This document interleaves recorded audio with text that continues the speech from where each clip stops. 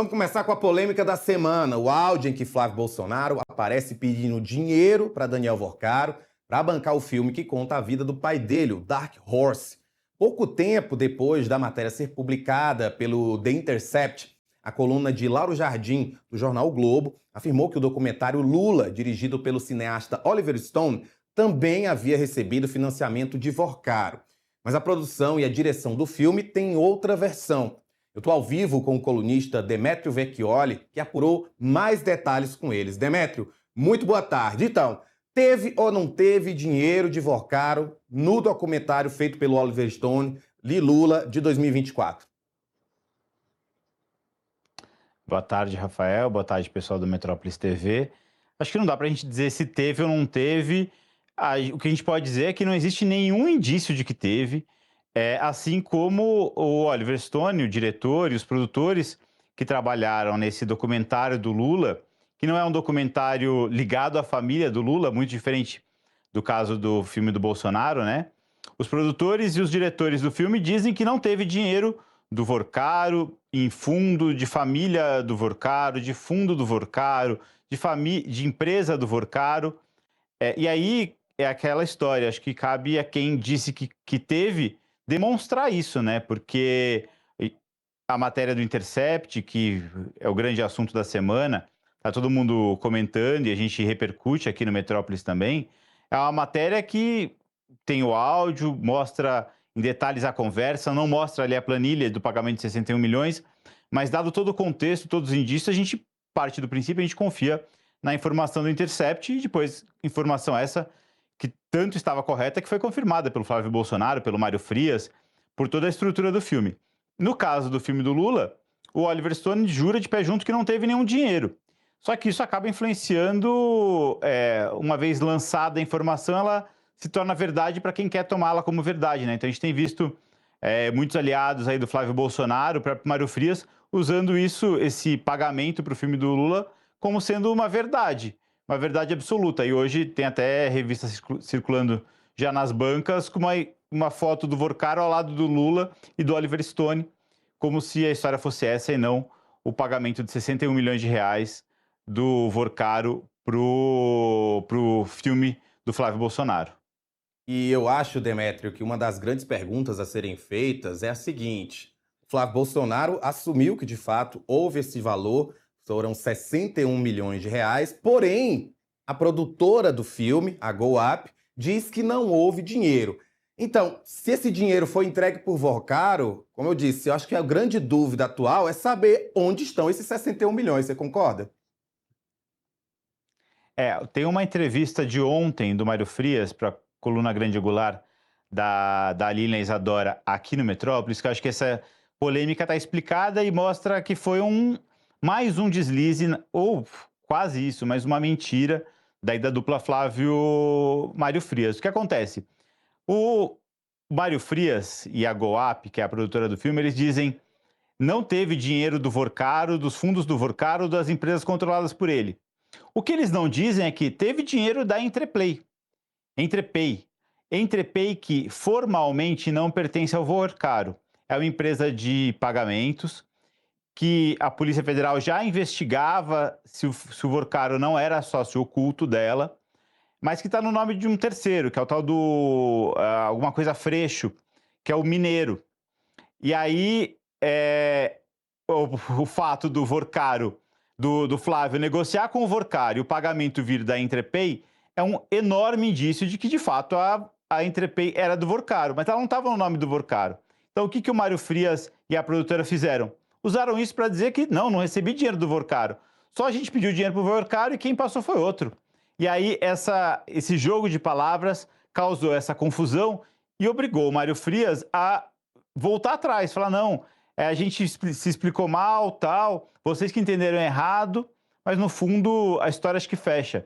Teve 61 milhões de reais dados pelo Vorcaro, pagos pela Entrepay, e que chegou, em tese, até onde a gente sabe, até onde eles dizem, no fundo que deveria pagar o filme do Jair Bolsonaro, Dark Horse.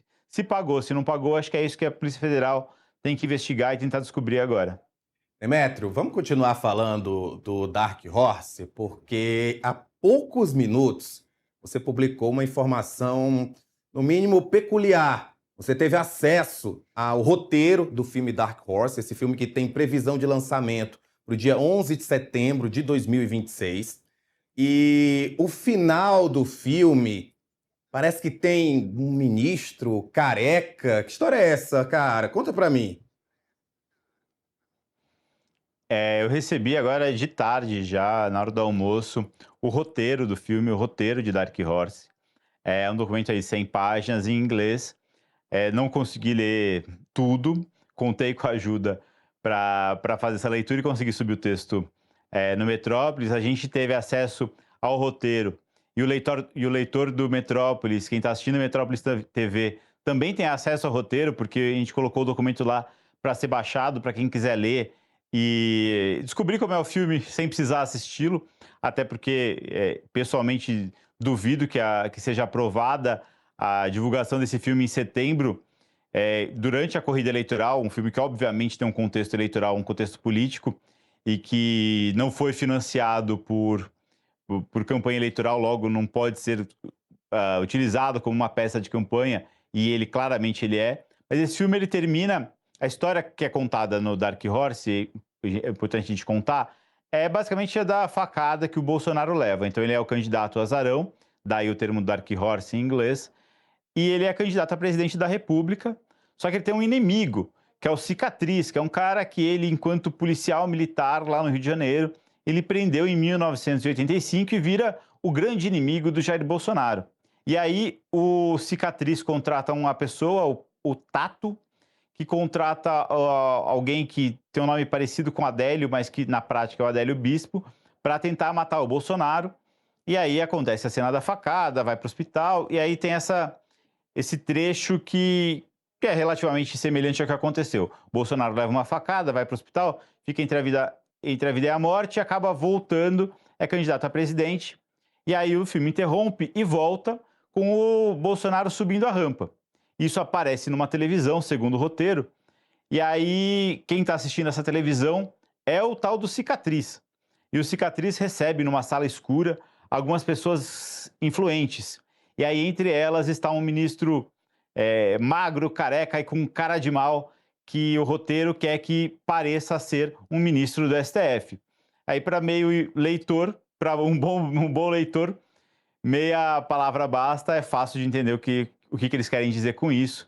Aí já no epílogo, logo depois dessa última cena, aparece contando que o Bolsonaro foi presidente, perdeu por pouquinho na eleição seguinte, sugerindo que essa derrota tenha sido por fraude, que já está mais do que demonstrado que não foi, e que aí ele é preso por uma tentativa de golpe pelo STF, provavelmente numa forma de tentar justificar que aquele ministro, que provavelmente todos os indícios são de que quer sugerir ser o Alexandre de Moraes, que esse ministro que estava lá conspirando contra o Bolsonaro desde a facada, que é uma história de ficção, né, obviamente, mas que tem todo o impacto, uma tentativa de impactar eleitoralmente numa campanha que o Flávio, até aqui, vai ser o candidato da família. Você falando, eu lembrei, na verdade, o seguinte, né? Para bom leitor, para bom entendedor, meia careca basta nesse caso, né? E é interessante que você traz, inclusive, o epílogo. Eu vou até ler aqui, né? O epílogo traz, né? Acusações de manipulação eleitoral e fraude se alastram. Eu gosto sempre de lembrar aqui no Agora Metrópolis que desde que as urnas eletrônicas foram instaladas, elas que já têm aí muitos anos, décadas, foi comemorado agora, inclusive, aniversário recentemente, nunca houve nenhuma fraude comprovada em relação às urnas eletrônicas. Então, realmente, já você trouxe, eu acho que esse ponto foi importantíssimo, né, de que é uma peça também de propaganda eleitoral, e trazer essa informação, essa desinformação, reforça essa ideia de trazer essa peça eleitoral, reforço eleitoral, perto da nossa campanha, porque se vai estrear dia 11 de setembro, é praticamente um mês antes da eleição aqui em outubro. Exatamente. E eu acho que foi o Globo que publicou, posso estar enganado, mas que até agora não houve. Não, acho que foi o próprio Metrópolis. Mas sei que eu li hoje que a Ancine até agora não aprovou, né? Não teve pedido de lançamento do filme. O que significa que isso ainda vai precisar passar por uma aprovação para dizer se pode estrear no dia 11. E eu acho que tudo isso, a história parece que está começando a ser contada ainda. A impressão é que dá que a gente ainda vai descobrir bastante coisa sobre esse filme, que é um filme que, no mínimo, custou 61 milhões de reais, o dobro do valor do Agente Secreto. Conversando com o pessoal do sindicato, conversando com quem trabalhou no filme, não é um filme que tenha indícios de ter custado o dobro de Agente Secreto, porque basta ver a estrutura, o quanto as pessoas recebiam, o que elas tinham à disposição ali no set de filmagem. É um valor estranho e que a Polícia Federal ainda vai tentar descobrir o que aconteceu com esse dinheiro. E a gente tem aí ainda mais 4 meses até a campanha, até a eleição de fato, né? Demétrio, para a gente finalizar, na verdade eu queria ouvir uma opinião a respeito de uma pergunta meio retórica. Mas por que um filme que se dispõe a ser uma propaganda eleitoral, que conta a história de um ex-presidente da República brasileiro, foi todo gravado em inglês? Você mesmo chegou a dizer, diz aqui no texto, o roteiro está em inglês. Por que essa busca, assim, meio que a gente sabe a resposta, mas queria ouvir você um pouco. Por que você acha que o filme é todo feito em inglês? Eu entendo que seja porque para validar como essa não é a nossa opinião. Uma coisa é você fazer essa história aqui e falar, não, olha só, estão contando essa história, mas quem está contando é o Mário Frias. Outra coisa é falar, não, olha só como isso está repercutindo nos Estados Unidos. Vamos contar nos Estados Unidos, para o público americano, para o mundo inteiro que o Brasil, o que a família Bolsonaro passou no Brasil. Acho que essa ideia de tentar exportar essa narrativa e validar essa narrativa diante, usar o público externo, um diretor externo, produtores externos, na justificativa de validar. Eu venho da cobertura de esporte e eu vejo sempre acontece, tipo, sai um gol aqui no futebol brasileiro. É o que a imprensa internacional falou do jogo no futebol brasileiro. Como se a imprensa internacional entendesse melhor do futebol brasileiro ou da política brasileira do que a gente mesmo. E é um pouco disso, eu acho. Tipo, é colocar olha, não é a gente que está contando isso, é o outro que está falando que o Bolsonaro foi vítima de uma conspiração. Quando, na verdade, a gente sabe que quem está falando isso, quem está contando essa história, é o Mário Frias, é o antigo secretário de Cultura do Jair Bolsonaro, é o Flávio Bolsonaro, filho dele, é o advogado do Eduardo Bolsonaro, é o Bolsonaro. Ou seja, essa história não é uma história contada por terceiro, por estrangeiros, por gente alheia a ela. É uma história contada por uma das partes, que é a família Bolsonaro. Isso, Demétrio. Como o Demétrio falou, pessoal, a matéria foi publicada há pouco tempo. Você pode entrar na coluna Demétrio Vecchioli no metrópolis.com para poder saber aí mais sobre esse roteiro e até mesmo baixá-lo, caso você esteja interessado em saber como é essa história. O Demétrio, inclusive, destrincha outros personagens, outras pessoas, aqueles que podem ser ou não personagens baseados em pessoas reais. Enfim, acesse a coluna dele e, Demétrio, agradeço por estar com a gente aqui no Agora Metrópolis.